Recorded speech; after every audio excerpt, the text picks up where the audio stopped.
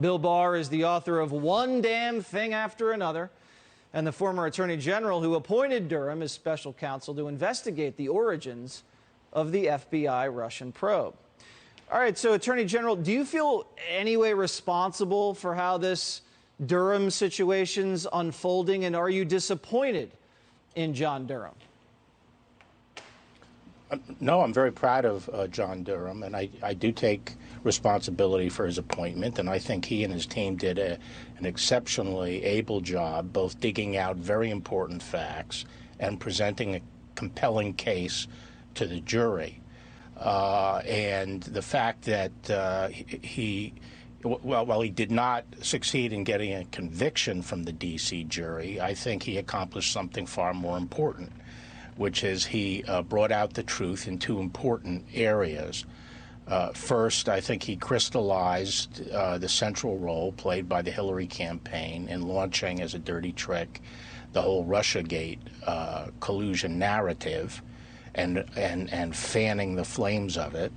And second, I think he exposed really dreadful behavior by the supervisors in the FBI, the senior ranks of the FBI, who knowingly used this information to start an investigation of Trump and then duped their own agents by lying to them and refusing to tell them what the real source of that information was. And that was appalling. I am a little tired of voices, saying, these people belong in jail. Why aren't they in jail? Get them in jail. What this episode should remind us about is that we don't just throw people in jail, and the Attorney General does not have the power to throw people in jail because the Attorney General believes, even with a high degree of confidence, that people have acted improperly. He has to prove his case beyond a reasonable doubt before a jury.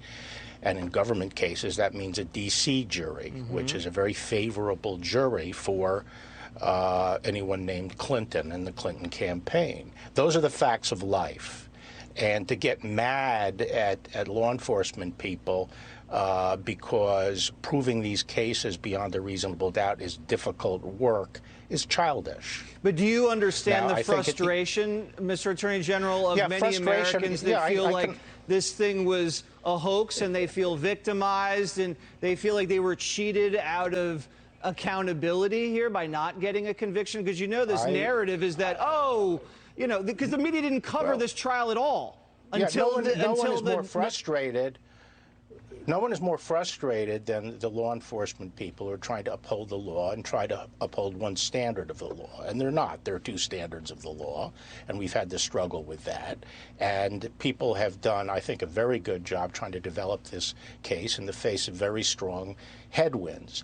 And part of this operation is to try to get the real story out. And I've said from the beginning, if we can get convictions, if they're achievable, then John Durham will achieve them.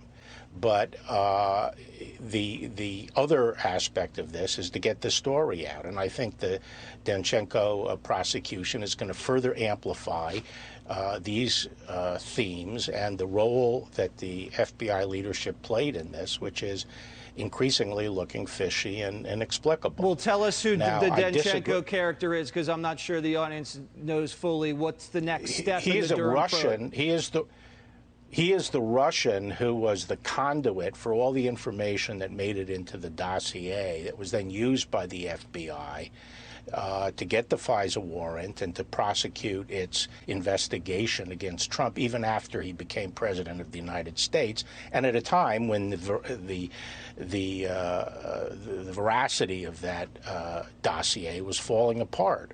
And the FBI was aware that the primary source of it they had suspected of being a Russian intelligence agent. So the prospect that this was Russian disinformation fed through Hillary's campaign is very real and was never looked into by Mueller, even though he had all the relevant facts. I also disagree. I very typically agree with Andy, but I disagree that this case was lost or mismanaged because he painted the FBI as being duped. He didn't. What I think he skillfully did was focus on the clearest violation of law that didn't require him to prove even, much more onerous case of the bad faith of the FBI at this stage. That would have been a Herculean case and very difficult, high degree of difficulty compared to what he was doing. He treated the FBI as neutral and let the facts speak for themselves. He didn't say they were duped. You know, the materiality of the lie told by Sussmann, or that he was alleged to have told the FBI, in my mind, was clear. Right. Yeah, but they weren't neutral, were they? They weren't. The FBI.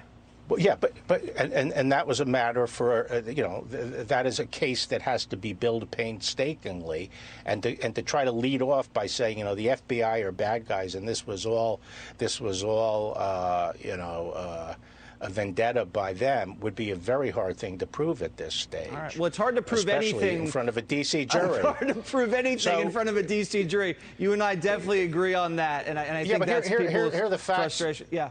Yeah. Go ahead. Yeah. Well, complicated cases like this take a long time to build. They occur step by step and in secret. People don't like that. But if they want people punished, that's what it takes. If they want the facts of what happened, you can get it that much more quickly. You can give people immunity, and then, you know, require them to provide evidence. Yeah. If you want the facts, if you want a report, right, that can be done fairly quickly. Well, if you want scalps, that takes time. We want punishment and a report and facts. Want both. Yeah, we want both. All right, Mr. Attorney General, thank you so much for joining Jesse Watters Prime Time. Yeah. Thanks, Jesse.